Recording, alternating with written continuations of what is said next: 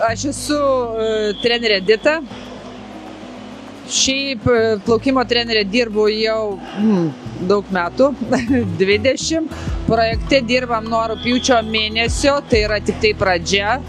Trenerio darbą su vaikais jau pasirinkau, norėjau šito darbo jau senai, pirmoji klasė, nes pati sportavau ir visą laiką norėjau dirbti trenerė. Tai būtent ir atėjau į savo mėgiamą sporto šaką dirbti trenerę. Darbas su žmonėms su negalia dirbu pati jau 7 metus ir mano profilis daugiau su aklais ir silpnaregiais dirbti. Šitam projekte dirbame su įvairia negalią turinčius vaikais. Ir bandom pritraukti daugiau vaikų.